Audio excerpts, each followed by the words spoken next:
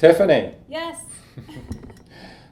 thank you so much for joining me this afternoon Thank you for having and me. talking about digital marketing. I'm going to first ask you to tell us a little bit about your background, what you do. Of course, that's in the marketing space, I'm sure. Yes. So why don't we start with that? Oh, sure. So thank you for having me today. Just absolutely thrilled. So you already know my name. It's Tiffany Jones, and I own a digital marketing agency here in California called Ideas, Art, and Code. And our goal really is to service different types of clients and different types of industries in digital marketing. So with whatever digital marketing goals they might have, we will help bring those goals to life through different digital marketing efforts. So you mentioned digital marketing, which is our topic today. What is digital marketing? So digital marketing covers a lot. I consider digital marketing to be a universe, and there's lots of different planets within that universe. So generally when I consult with my clients about what digital marketing is, I tend to hone in onto some key items of digital marketing. So when I consider digital marketing opportunities, I look at social, of course. Mm-hmm. I also look at content marketing, and email marketing is still a very important component of content marketing. I do think websites and web experiences are still really the hub of the digital universe. It's the sun upon which all the other planets generally tend to go around. So I look at my clients' websites and what is their website strategy and what are they desiring for their website to do, what marketing objectives that they have there. And all of that really culminates into a digital marketing plan. We see a lot of clients in our business who have overarching digital or overarching marketing plans. So traditional marketing plans, print and TV and maybe radio, but digital should be an important part of that overall plan as well. So I really encourage my clients to consider putting together digital marketing plans as part of their digital marketing efforts. So that's just a little slice of what I think digital marketing is. Is there one aspect of digital marketing that's most important, or? I think the most important aspect that I let my clients know is they need to implement the KISS methodology, the keep it simple stupid, as they're approaching what their digital marketing strategy is. So it's such a vast opportunity of engagement in the digital universe, so try and keep it very simple. So with the digital marketing plan, really understanding who your target consumer is so very important, because that really dictates how and where and when and why you're engaging in digital marketing in the first place. So really understanding who your target consumer is so important. So that's the one aspect that I really encourage all of my clients to be very in tune with, is who is their core audience. I think I read somewhere that somebody referred to that as an avatar. An avatar or a persona. So that what means, is that? So that means taking it from generalized statements and saying, oh, we know that our audience is generally male, age range 25 to 45, and is in the workplace. That's too general, that's too broad. So we encourage our clients to create an avatar or to create a persona and to give that person or persona life. So saying, this is Joe, and Joe is 26 years old. Joe just graduated from college. He's at an entry-level job. He is single. He has this particular economic background. So just as specific as you can possibly get about that particular persona or that avatar is so important, because then you want to reconcile. Well, where is Joe? Where does he spend his day in the digital universe? Joe is probably not on Pinterest. Right. He's probably somewhere else. Right? Because but very specific. Very specific. Like almost like a character in a movie. You're defining, this is the person. You are defining. So when you sit around in your business and you're looking at how do we attract new customers, you should say, how can we get more Joes? Right. And just make sure you pick a Joe of which there are many. Of which there are many. Right. Yes. Right. And KISS, it was interesting. It occurs to me that it's also keep it simple, so that you can keep it steady. Keep it simple and steady. Yes. So that, because this is something that one does over a long period of time, right? Right. Right. A lot of clients think that they can turn on some digital marketing efforts and that they'll start seeing immediate returns. Right. And in some cases you will. In most cases you have to get some momentum, and that momentum can take a little bit of time. So we generally say give yourself about 90 days to give your marketing execution some momentum, so that To it see actually gets some traction. Okay. Yeah. Now you mentioned planning. People generally shy away from planning. We want to just jump right in and do it. How difficult is putting together a plan, and how important is it? I think the plan is absolutely the most critical part of building any type of digital strategy or Okay. going digital, using digital marketing. The plan is absolutely critical. Otherwise, you wind up wasting time, you waste resources, you waste money. Because digital marketing is not just, this blanket activity that happens in respect to your business. It has to be very thought out, it has to be very well planned. So I've seen marketing plans, digital marketing plans more specifically, that are very, very, very detailed, that can be hundreds of pages long, and that dozens of people are looking at and referencing throughout the day. And I've also seen digital plans that are for smaller businesses that are only 10 to 12 pages long, that are very specific and precise. They identify the avatar, or the persona that we just talked about, and they definitely have the objectives for the marketing campaign. Why are you doing what you are doing? Who are you serving? They definitely have the how, how are you reaching them? So what channels are you going into that will make sense for that target consumer? And then also what your content strategy and content approach is. And that always aligns with who your avatar is and who your persona is, where you should be. And does the plan have a schedule in it, or is that separate, or what about the schedule? So after my clients have a plan that's very well thought out and everyone is on board and understands what direction they're going with the plan, the schedule is paramount. So scheduling does not have to be complicated by any means. And it sounds like, a digital marketing calendar could be complicated, but it's actually not. A lot of our clients, and even in our own business, we tend to use Google Docs, and we use an Excel spreadsheet that everyone can access and understand. Here's what we're doing this week. Here are the content pieces that we're releasing, and here is where we're releasing them on these particular platforms, be it email or be it social media. And so therefore we have some accountability, and we have some habit to actually right, executing on a plan that we've just all committed to. The habit makes it easier once you get into it. Right. So all those activities in the calendar are things I want to ask you about. So first of all, where does the website fit into this? For most businesses, whether you're service-based or product-based, online or offline, your website is really going to be the center hub of of who you are and your business. It's the number one place where a prospective customer wants to go to get their first impression about you. So the website has to be so important. And I think you made a point earlier about, do you want to give us that statistics you learned on HubSpot? 72% of the buying decision is made while the person is still on the website, before they contact you directly. Exactly. So it's so important that we recognize that our websites are living, breathing, active marketing and sales entities. Exactly, and sales entities, right? So if you're not paying it the attention that it deserves and that it needs, then you're not doing yourself a service, right? And you're doing your customers or prospective customers a disservice. Because you might have the greatest product in the world, you might have the greatest service in the world, but if your website does not reflect that, then you're losing prospective customers.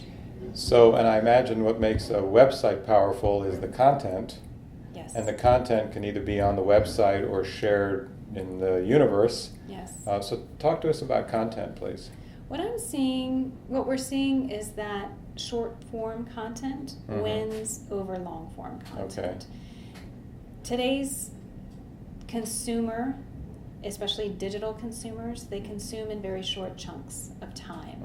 They are very busy, they're on their phones, and so when they're consuming content on the web or on their mobile device, generally, they only have about 15 seconds. 15 to 30 seconds is generally the average. So what we always recommend is looking at a micro-content strategy.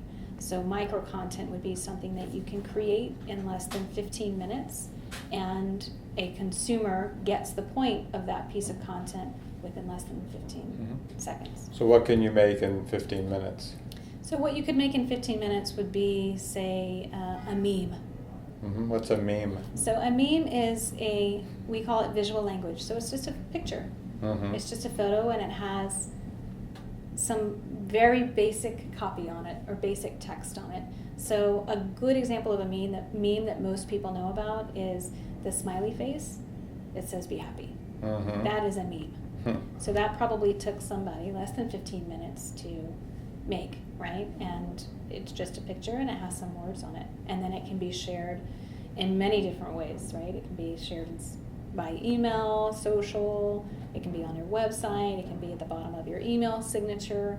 But micro-content it's a great way to get across your brand essence and your brand tone, as well as any kind of messaging you have. So could it be a short blog? Of course. 15 minutes? Most blogs should be. The rule with blogs is no more than 3 paragraphs, and each paragraph is no more than 3 sentences. So it's the like a 3-3 long rule. tweet. It's like a long tweet, yes. So if you see, on LinkedIn, for example, the LinkedIn influencers who are writing business type of content, they generally follow that basic content rule of 3 paragraphs, 3 sentences per paragraph. And they use a lot of bullets. They bold very important words because people tend to scan. So they kind of can pick out the most important pieces that's being told to them in that article. Terrific. So where does social media fit into all of this then? And what is it? So social media is ever changing, and it's such a broad opportunity for a lot of businesses. So we see a lot of businesses struggle with how to engage in social media in a way that they're able to connect with their prospective consumers or with their current consumers. So the good thing about social media is that there are a lot of options for businesses. Whether you're a small business or you are a large business doing billions of dollars a year, anyone can play in social media. It's like the ultimate equalizer. Not anyone can play in the TV world. It's just too expensive. It's cost prohibitive for a lot of small businesses and even medium-sized businesses to make a TV commercial. But everyone can be participants and contribute and engage in social media. On a social media platform. Yes. So the most popular social media platform still, by far, in terms of mass numbers of participants, the top 6 are going to be Twitter, Facebook, LinkedIn, YouTube, Pinterest, and Instagram. Those are going to be the top 6. So what I recommend to my clients and to any of your clients is when they're just getting started out in social media, just focus on 1 or 2. And how do you pick one? So you need to understand your audience. You need to look at your avatar. Back to the avatar. Understand where your avatar is spending their day. I can pretty much guarantee that an avatar is spending their time on one of those social media channels. So understand where your avatar is in the begin tailoring content specific to that avatar, specifically for that particular channel. So are some are where more women are on them or more men are on. Yes. And then some are more business oriented and some are more consumer. Yes, definitely. So if you're in the entertainment industry or if you're in the fashion industry, you're probably going to be focusing on Pinterest and Instagram. Okay. Right? So if you're in the B2B business, then and you provide consulting or services or some type, you're probably going to be on LinkedIn. And if I'm in consumer food business, I might be on Facebook. You're probably going to be on Facebook, definitely, because Facebook is just about an even split between gender, between male and female. Okay. So, and everyone loves to eat. So it's probably a safe, Right. it's probably a safe bet that you'll get a good return on your investment if you're utilizing Facebook if you're in the food industry. Okay. And so how important is digital marketing? It seems like we hear more and more about it, but a lot of companies that I work with are not that familiar with it. Is it something that they should be getting involved with now, or can they wait for a year, or how should they be thinking about that? I absolutely think that every company, regardless of their size, regardless of their industry, and regardless of the product or the service that they provide, benefits from digital marketing. Mm-hmm. And the great thing about digital marketing is the barrier to entry, as we had talked about earlier, is very low. Mm-hmm. You don't need a significant amount of capital investment to participate in digital marketing, and yet you still get a very high return on your investment. So I think that it's extremely important for a business to develop a very simple plan, a very straightforward plan of how they want to participate in the digital marketing space, and then just begin enacting that plan. And the great thing about digital is that it's not permanent. It's not a printed piece that if it was a mistake or it didn't get the return that you were looking for, you just have these stacks of paper sitting around.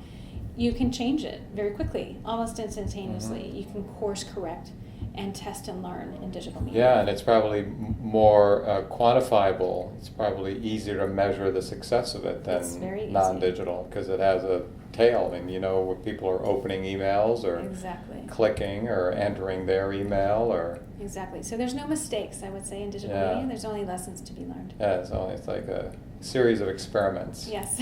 Yeah. That all lead you in the positive Yeah. direction. And now we haven't spoken about AdWords. What is AdWords? How does that fit into this world? Is it digital marketing?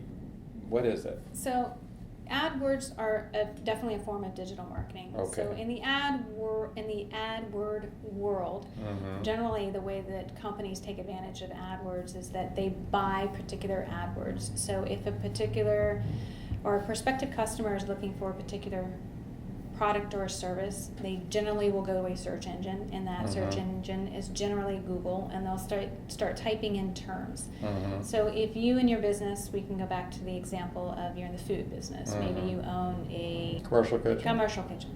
So let's say you own a commercial kitchen, and you know that your prospective customer is going into Google and typing things like commercial kitchen. Mm-hmm. You can actually buy that term, and you can sponsor that term. So by buying that term in the search results within Google, that term will land in the most important real estate of the page, which is generally in the top or going to be on the right-hand banner, right-hand side. And that's how search engine marketing or buying keyword terms works. And it's the same approach. It's very much of a test and learn. Some people buy keywords of their competitors. So if I am Kraft Foods, I might want to buy all the keywords of my competitors so that my term comes up higher than yours. They do such a good job, nobody knows who the other. Exactly. I think with regards to search engine marketing, to be effective, you have to invest. You have to make a much greater investment. Yeah. So generally, medium-sized to larger-sized businesses tend to invest in keywords and advertising. Well, good. Is there anything else that we need to know that you'd like to impart today? Stay the course. Just get going. Stay the course. Stay the course. Do something. Do it regularly. Yes, and as I said before, there are no mistakes. They're just lessons to be learned to make your business even better. Yeah. And we have a lot of experience and a lot of good information. If some of our viewers and listeners want to contact you, how do they reach you? They can go to my website, of course, which is the son of my universe, which is ideasartcode.com.